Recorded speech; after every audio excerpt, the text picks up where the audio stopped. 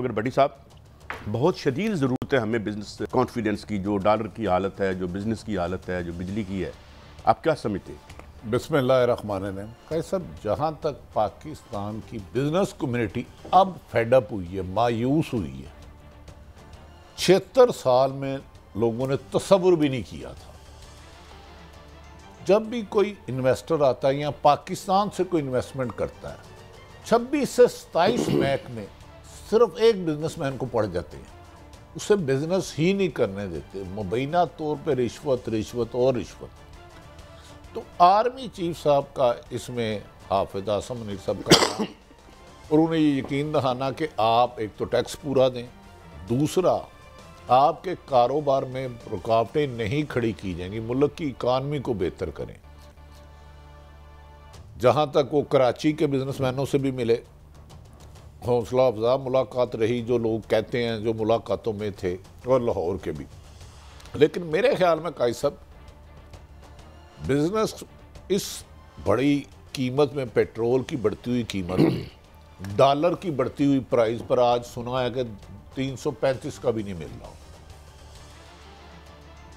और बिजली की इन कीमतों में कमी किए बगैर आप इंटरनेशनल मार्केट में बिजनेस नहीं कर सकते। इवन के जो रॉ मटेरियल बाहर से आता है वो भी नहीं आ रहा। तो मेरे ख्याल में इसके साथ साथ यकीनन ये एक अच्छा स्टेप है, करना चाहिए। बिजनेसमैन को तो बताना चाहिए मुल्क आपका है, आप टैक्स दें, इधर कारोबार करें।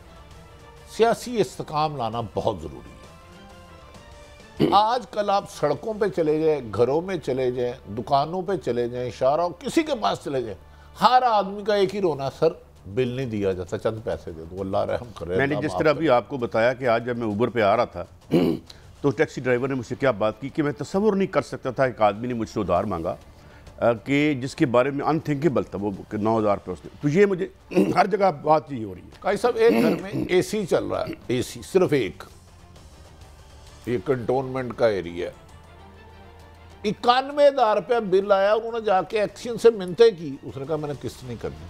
आप यकीन करें, लोग घरों का सामान, खाने पीने की चीज, सोना किसी ने छोटा रखा है, वो बेच कर भी बिल नहीं अदा कर पा रहे। मेरी समझ से बाहर है, निगरान हुकूमत इस संगीन इशू को नज़रअंदाज क्यों कर रही है। ये सियासी प्रोटेस्ट नहीं है काजी साहब, ये 25 करोड़ अवाम के हर घर की कहानी है। लेकिन भट्टी साहब, जो बुनियाद है वजह इसकी, अब इंडिया में 82 रुपए का डॉलर है, अफगानिस्तान में 83 का अफगानी का डॉलर है, श्रीलंका में 322, हम श्रीलंका से भी आगे निकल गए ओपन मार्केट में, बांग्लादेश 109 टका का वो है।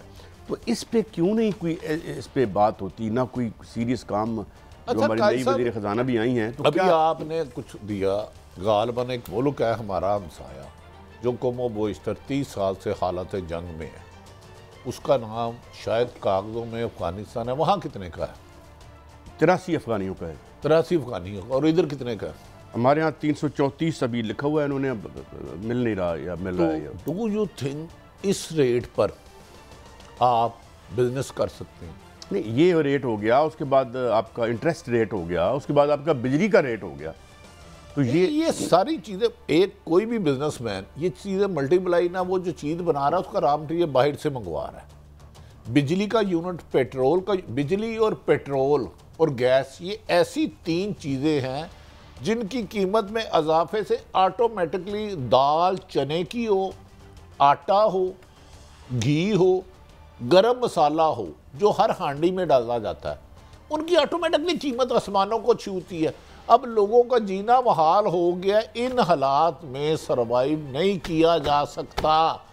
सबसे पहले काई साहब, आपको जो खसारे में दारे जा रहे हैं उनको बेचना होगा।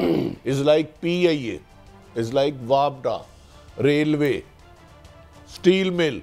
और दूसरा, ये जो ईरान से, मुझे आज एक दोस्त बता रहा था कि किलोमीटर की लाइन होती है जहां स्मगलिंग का तेल आ रहा है।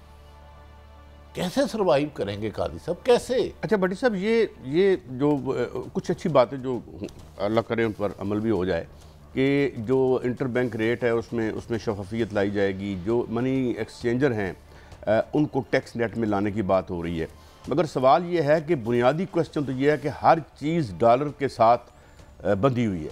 अगर डॉलर या तो हमारी यानी डॉलराइज्ड इकानमी ना हो, अब इसको कैसे ठीक करना है इस पे। और एक और बात जो मैं आपसे करना चाहता हूँ, एक बात तो तय होगी कि ये जो मॉडल था, ये मॉडल हमें अपने घुटनों के बल ले आया, इसको रीथिंक करने की ज़रूरत नहीं है। कायद साहब 100% ये फ्लॉप हो चुका दुनिया में। आर्मी चीफ हाफिज आसम मनीर साहब के मुताबिक 100 से ज़ायद कारोबारी खजानाची 100 अरब डॉलर तक सरमायाकारी ले जाएंगे। मनी एक्सचेंज को टैक्स के दायरे में लाया जाएगा। 100 अरब डॉलर तक ले जाने के लिए कितनी दफ़ा आर्मी चीफ मिलेंगे? ये ब्यूरोक्रेसी किस मर्ज की दुआ है? ये सिर्फ पैसे ही खाने आई है। एक अफसर की तनख्वाह 3 लाख है। मैं लातेदाद को जानता हूँ, बच्चा बाहर 8 लाख पे पड़ा महीने का।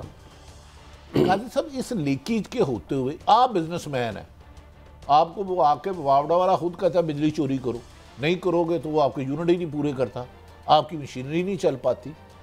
ये आर्मी चीफ की बजाय निगरान हुकूमत काकड़ साहब और दीगर जो हैं, मुझे बताएं, ये समोसे खाने आए हैं, ईद की छुट्टियों पे आए हैं, ये मौसम बहार का मज़ा लेने आए हैं, ये बागे जनाब में तितलियाँ पकड़ने आए हैं।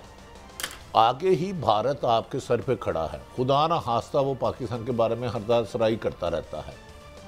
जब तक आपने सरकारी मशीनरी को आइन और चीफ से आर्मी चीफ पे इतनी ना डालें बोझ, वो एक दफ़ा मिल लेंगे, 2 दफ़ा मिल लेंगे, 10 दफ़ा मिल लेंगे, हर रोज़ आपके फ्रंट लाइन पर अफसर और जवान शहीद हो रहे हैं। खुदा के लिए हुक्मरान और ब्यूरोक्रेसी खुसूसन सरकारी अफसरान जब तक ठीक नहीं होंगे, काजी साहब, दाता साहब, आपको पता है, कोई सलाम करने चले जाए, छोटी सी बात बताने लगूँ, वो कहते हैं जी 200-300 रुपया दो, 500 रुपया दो, 500 से कम नहीं लेना। एक जूते का रेट जिसका 10 रुपये है, वो जहाँ मज़ारों पे लूट मार है, वहाँ फैक्ट्रियों का बेचारे कारोबारों का ये सरकारी मगरमच्छ क्या हाल करते होंगे।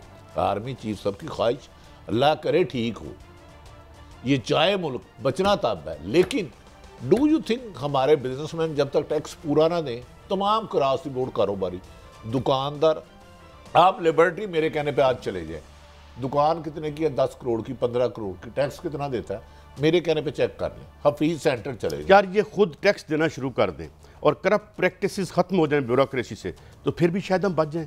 काजी साहब, विद इन 3 ईयर आप अपने पाँव पे खड़े हो जाएंगे। जिस दिन ये ब्यूरोक्रेसी ठीक हो गई, मैं चैलेंज दे रहा हूँ, चैलेंज, मैं थोड़ा सा एक बिजनेस भी करता रहा हूँ और टैक्स देने का तस्वर ही नहीं है। वो कस्टम इनकम टैक्स इंस्पेक्टर कहता है रकम लाओ, रकम छोड़ो।